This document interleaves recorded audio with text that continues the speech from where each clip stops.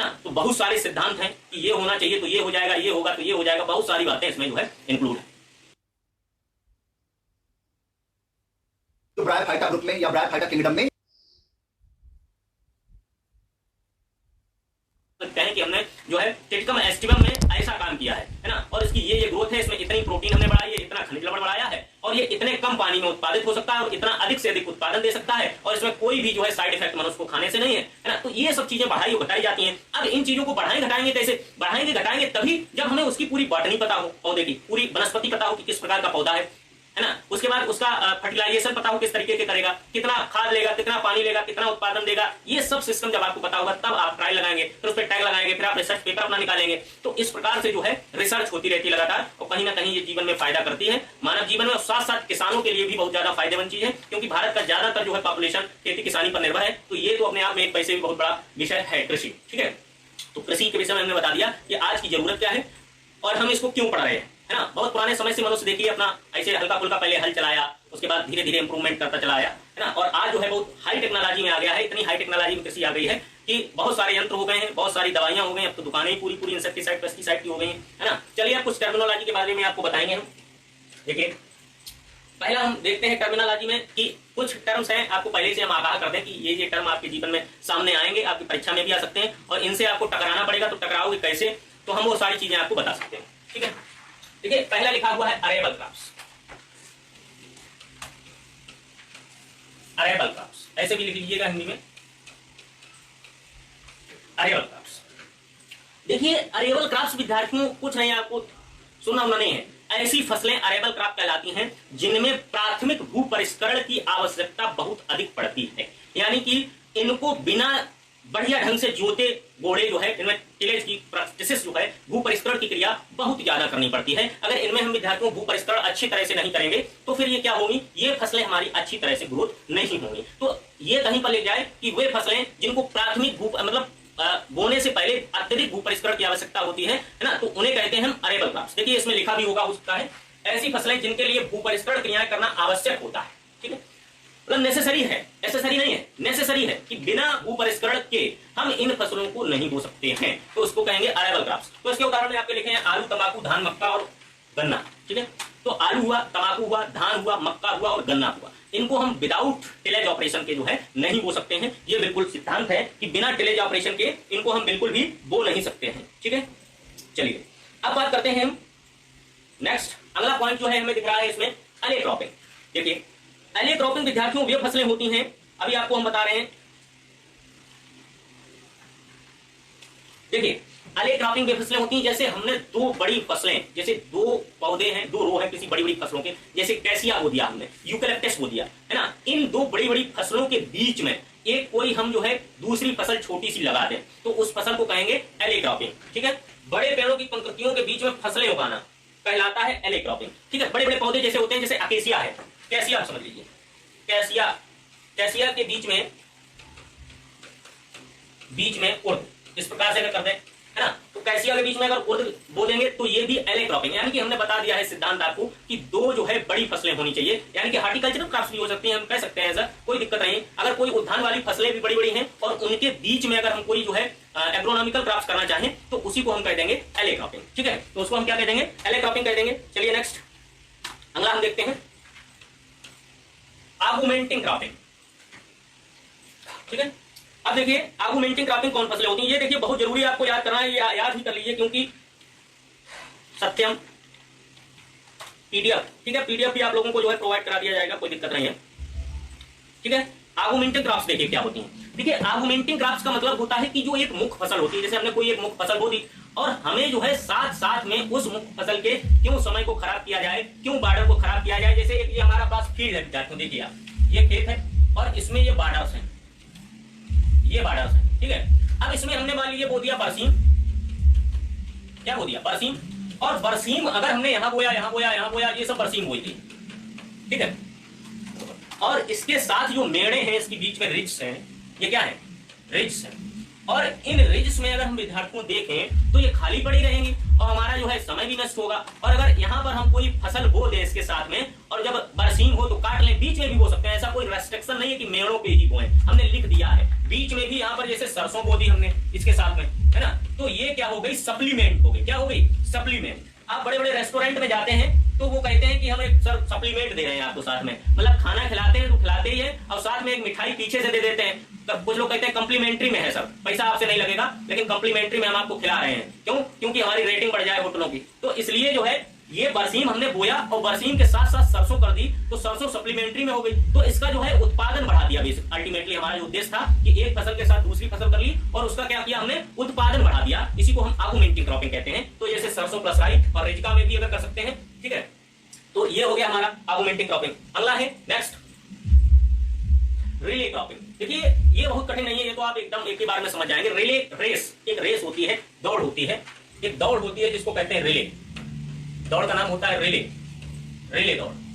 अब रिले का मतलब होता है बिना रुके हुए, बिना रुकावट के, यानी कि एक दौड़ रहा है, उसके बाद दूसरा दौड़ रहा है, तीसरा दौड़ रहा है, यानी कि एक झंडा दिया जाता है रिले रेस में। एक दौड़ता है थोड़ी दूर, दूसरे को झंडा पकड़ा देता है, तीसरे को, मतलब कंटिन्यूटी बनी रहती है। अगर हम कहें कि लगातार काम होता रहता है, मतलब उसमें कोई रुकावट नहीं आती है। इसी तरीके से अगर हम खेत में कहें कि खेत में जो है लगातार फसलें बोना ही रिले क्रॉपिंग कहलाती है, यानी कि बीच में जो है गैप नहीं होगा। ठीक है, बात समझ गए कि बीच में जो है गैप एक सेकंड का नहीं होगा, थोड़े भी टाइम का नहीं होगा। जैसे ये है, एक फसल पहली हमने ये बोई, फिर दूसरी हमने जो है ये बो दी और तीसरी हमने जो है ये बो दी, तो यानी कि लगातार फसलें बोई गई, इसमें कोई अंतर नहीं आया। उसी को हम रिले क्रॉपिंग कह देते हैं। जैसे धान है और धान की हम कटाई करना चाहते हैं तो उसमें कटाई करने से पहले ही मसूर बो दीजिए, है ना, या कोई भी दूसरी फसल बो दीजिए और धान को काट लीजिए क्योंकि नमी उसमें रहती है, और काट के तुरंत जोत दीजिए। और जोतेंगे जब, उसके बाद काट के जोतेंगे तो जोतने के बाद वो फसल उसी में मिल जाएगी, उसका जर्मिनेशन हो जाएगा। तो ये रिले हो गया, यानी कि खेत खाली नहीं होगा और आपका पूरा का पूरा समय जो है वो बच जाएगा। ये सबसे बड़ी बात है रिले का।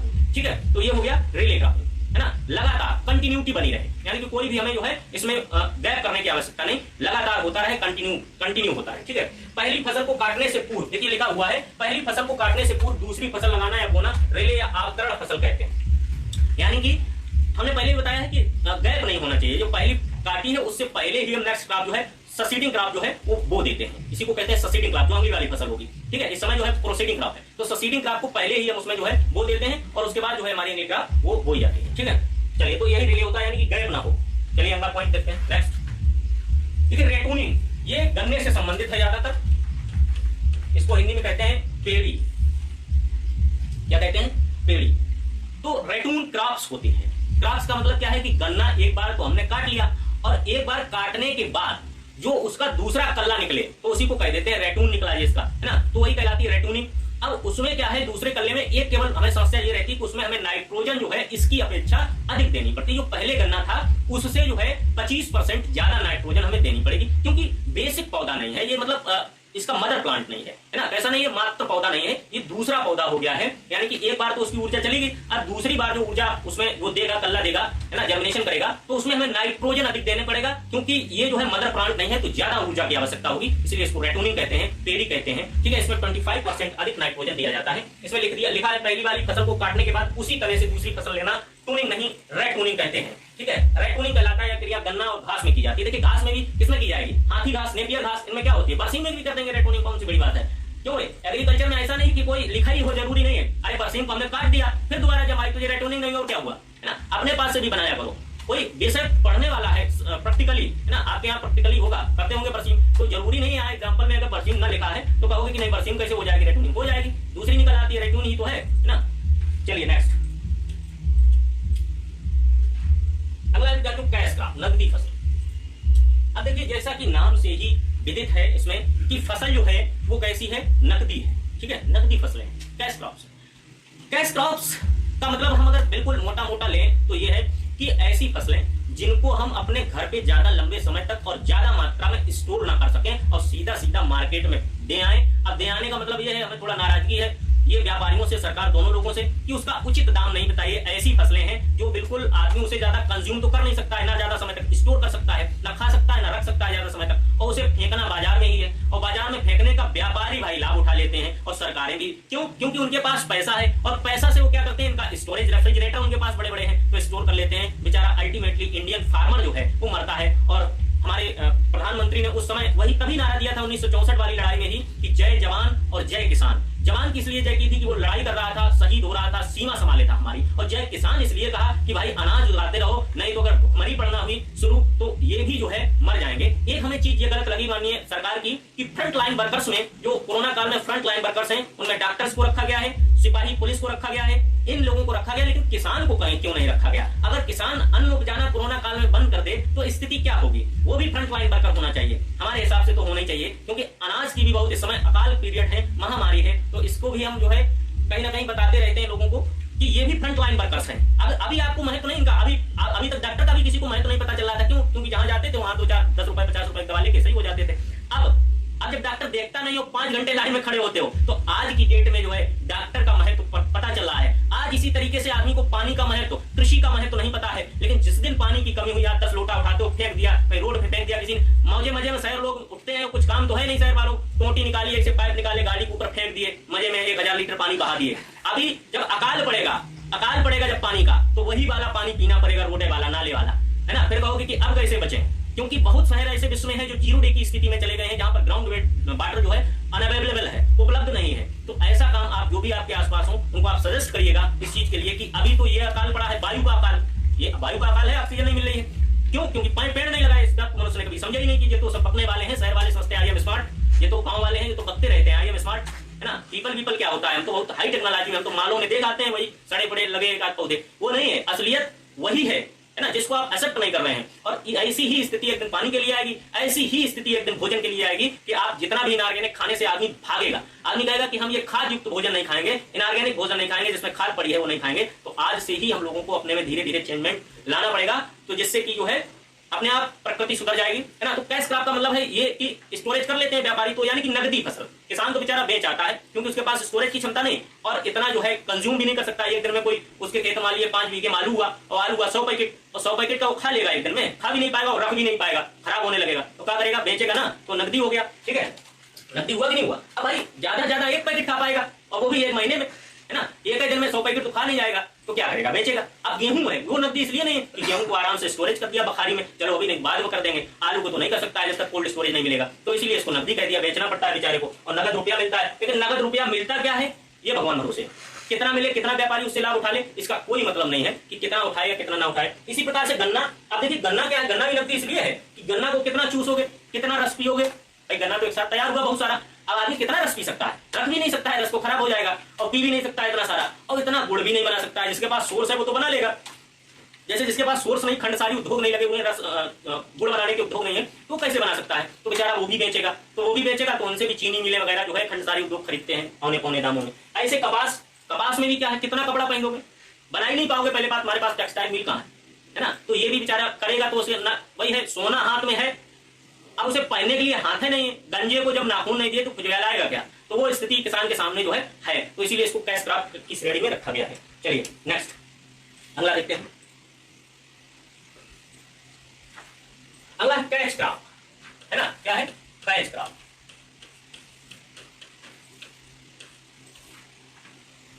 तो देखिए कैच क्रॉप, कैच ये क्रिकेट वाला कैच नहीं है, पकड़ लिया, और अगर सेंस लगाए तो पकड़ भी सकते हैं।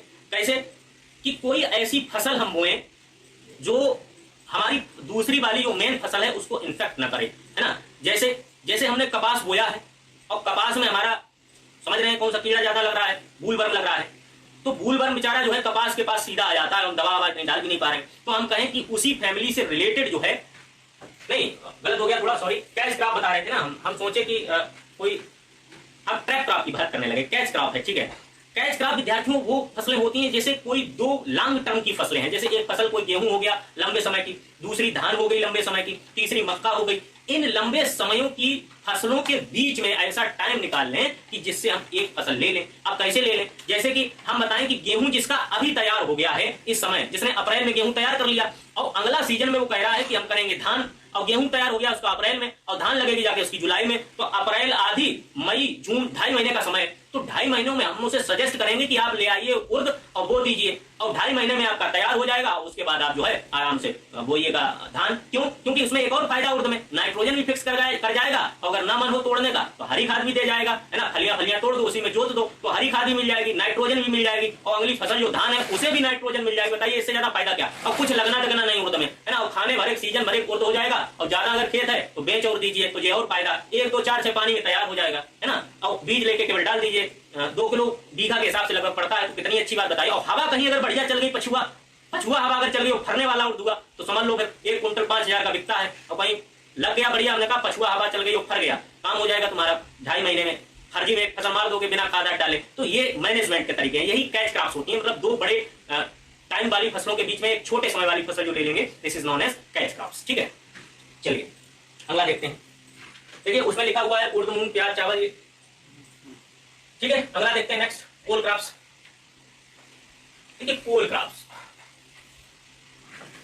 ये एक विशेष प्रकार की फसलें होती हैं, इनमें बताने की ज्यादा आवश्यकता इसलिए नहीं है कि ये जो है एक विशेष प्रकार की फसलें हैं जिन्हें कोल क्रॉप कहते हैं। ये विद्यार्थियों सर्दियों के मौसम में उगाई जाती हैं। बेसिकली आधारी तौर पर ये फसलें जो हैं भारत की नहीं है, ये विदेश से आई हैं, ये भूमध्य सागरीय क्षेत्र से आई हैं। अगर हम और मोटा कहें कि ये जो है एशिया और यूरोप महाद्वीप के बीच से कहीं से आई, हमें अभी पूरी जानकारी नहीं, भूमध्य सागर के क्षेत्र से आई हैं, ये हम कह सकते हैं। और ये सर्दियों के मौसम में भारत में उगाई जाती हैं, तो इन्हीं को कोल क्रॉप कह देते हैं। और इनके अंतर्गत में आपको याद रखना है कि कौन कौन सी फसलें कोल क्रॉप्स हैं। तो पात गोभी हो गई, फूल गोभी हो गई, गांठ गोभी हो गई, नौलकाल हो गई, ब्रसल्स हो गई, ब्रोकोली हो गई, है ना, स्प्राउटिंग ब्रोकोली हो गई। तो ये सब क्या है, काले काले हो गई, है ना, काउस हो गई, तो चाऊ चाऊ जिसे कहते हैं, है ना, चाऊ चाऊ एक फसल होती है वो भी। तो ये सब क्या है, ये सब कोल क्रॉप्स है ना। चलिए ठीक है, नेक्स्ट गोभी वर्गी। देखिए इसमें लिख दिया गोभी वर्गी फसलें। चलिए अगला देखिए, नेक्स्ट है मल्च और कवर क्रॉप्स। देखिए ये शब्द जो है आपके सिलेबस में बहुत ज्यादा पूछा जाता है, मल्चिंग। देखिए ऐसी फसल विद्यार्थियों जो आपकी जमीन को ढक ले, ऐसी फसल जो आपकी जमीन को, जिसमें आप दूर से देखें आपको जमीन न दिखाई पड़े, this is known as mulch crop. ठीक है, इसे क्या कह देंगे, मल्च क्रॉप कह देंगे, जिसमें आपकी जमीन न दिखाई दे। तो ये मल्च क्रॉप जो है विद्यार्थियों, इसके बारे में अभी हम बताएंगे। चलिए ठीक है, सही स्थिति है, लोग जो है लगातार जुड़े हुए हैं, पढ़ रहे हैं, है ना। आपको जो है बेसिक बता रहे हैं, बेसिक जानकारी दे रहे हैं। इसकी पीडीएफ जो है, जो भी हमारे विद्यार्थी हैं क्रैश कोर्स वाले, सभी को प्रोवाइड करा दी जाएगी। ठीक है, परेशान होने की कोई आवश्यकता नहीं। लिख पाए तो ठीक, ना लिख पाए तो ठीक, स्क्रीनशॉट ले लें तो अहोभाग्य है तुम्हारे, है ना। और ना ले पाए तो कोई बात नहीं, सब जो है प्रोवाइड करा दिया जाएगा, कोई परेशान होने की आवश्यकता नहीं है। हम केवल बताते हैं, हमारा केवल सिद्धांत है कि आपको मोटी भाषा में एकदम से चीज समझ में आ जाए, जिसको आप जीवन पर्यंत ना भूलें। ठीक है, तो अब बात आई हमारे सामने मल्च या कवर क्रॉप। ऐसी फसलें हो जो हम खेत के बाहर खड़े हों और खेत में हमें जमीन न दिखाई दे, भूमि जो है पूरी तरीके से ढकी होनी चाहिए, उसी को हम मल्च क्रॉप कह देते हैं। इससे देखिए क्या फायदे हैं। ये देखिए सबसे पहले तो आसमान से आई हुई जमीन का जो बूंद है आसमान से आ रही है, वो डायरेक्ट मिट्टी में नहीं लगेगी, तो इरोजन नहीं होगा। डू नॉट इरोडेड लैंड, है ना, लैंड को जो है इरोडेड नहीं होने देगी। दूसरा पॉइंट है कि ये मॉइस्चर को कंजर्व करेगी, टू कंजर्व द मॉइस्चर। ठीक है, कंजर्व द मॉइस्चर यानी कि नमी का संरक्षण करेगी। तीसरी चीज है टू प्रिवेंट द बीड्स को जो है जमने से रोकेगी। तो देखिए फायदे ही फायदे हैं, हमें खरपतवार नहीं उग रहे हैं, हमारा इरोजन नहीं हो रहा है, हमारी नमी बार बार खेत की नहीं जा रही है। तो ये क्या है, मल्च क्रॉप हो गई। यानी कि जो छाया जाए, और एक मोटी भाषा में कहें जमीन में छाया जाए, जमीन दिखाई दे, पूरी की पूरी छाया कर ले, उसे हम मल्च या कवर क्रॉप कहते हैं, ढक लेने वाली क्रॉप कहते हैं। तो ये है, ये फसलें भूमि को ढक कर रखती हैं, जो मृदा संरक्षण करने और मृदा क्षरण से बचाने के लिए उगाई जाती है। इसमें केवल इतना ही लिखा है, और हमने आपको बता दिया। और साथ साथ में मृदा क्षरण को बचाती है, साथ में खरपतवार नहीं उगने देती, साथ में जो है और क्या करती है, साथ में जो है नमी का संरक्षण भी करती है। अच्छा, इसमें लिखा हुआ है नमी संरक्षण के लिए मृदा क्षरण भी लिखा हुआ है, और खरपतवार नहीं उगने देती है। ये इसमें पॉइंट नहीं मेंशन था, खरपतवार, देखिए खरपतवार को भी उगने से रोकती हैं। ठीक है, तो ये बात हुई विद्यार्थियों। अब नेक्स्ट हम बात करते हैं, अगला जो पॉइंट है, अगला पॉइंट देखिए आ गया है ले फार्मिंग। ले फार्मिंग देखिए मोटा मोटा आपको एग्जांपल बताएं ले फार्मिंग का। जैसे हमारे गांव में मक्का की जाती है, और मक्का के किनारे किनारे जुंडी या ज्वार के 2-4 जो है लाइनें बोदी जाती हैं। देखिए इसी को ले कहेंगे। ये हमारा खेत है, फील्ड है, इसमें हमारी मक्का बोई हुई है। देखिए इन लाइनों में ये बोई गई है मक्का, और इसके आसपास जो है ये हमारी बोई गई है जो ज्वार, सोरघम, है ना।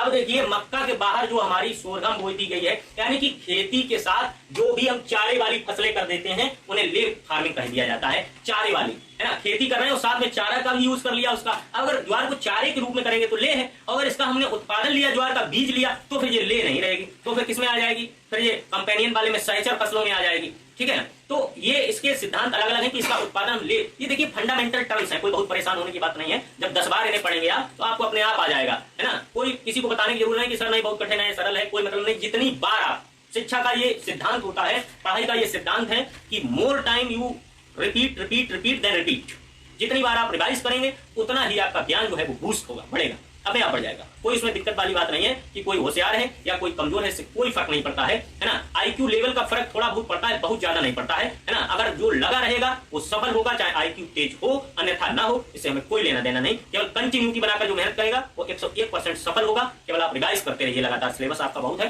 ना, पढ़िए और बार बार उसको जो है नया पढ़िए, रिवाइज करिए। तो ये हो गई विद्यार्थियों ले टॉपिक, ठीक है। पत्ता गोभी के साथ सरसों ये भी हो गई। चलिए नेक्स्ट, अगला है हमारा मोनोक्रॉपिंग।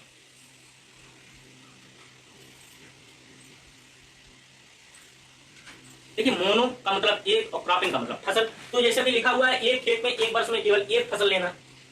अब देखिए ये स्थिति कहां पर होती है, मोनोक्रॉपिंग। मोनोक्रॉपिंग का मतलब केवल एक जुताई के समय में, मतलब एक वर्ष में एक खेत में एक फसल ले लेना, है ना, मोनोक्रॉपिंग। और एक होता है मोनोकल्चर, यानी कि उनका ये सिद्धांत ही है कि इसी प्रकार का कल्टीवेशन करना है, उसको हम आगे बताएंगे। तो मोनोक्रॉपिंग का मतलब एक साल में एक ही फसल लेना, ठीक है, this is known as monocropping. तो विद्यार्थियों सभी लोग जो है ये बताइए कि आपकी जो क्लास चली, है ना, आज फंडामेंटल क्लास थी, है ना, और अभी जो है 5 मिनट के बाद आपकी क्लास जो है फिर पुनः स्टार्ट होगी। तब तक आप लोग जो है पानी पी लीजिए और जो है पुनः आपकी जो है क्लास जो है कंटिन्यू की जाएगी, ठीक है। तो मोनोक्रॉपिंग का मतलब है कि एक साल में एक ही फसल बोना, this is known as monocropping, ठीक है। चलिए बहुत बहुत धन्यवाद। अब इसके बाद पुनः क्लास जो है आपकी कंटिन्यू की जाएगी, है ना, तब तक थोड़ा जो है रेस्ट टेस्ट कर लीजिए, पानी पी लीजिए।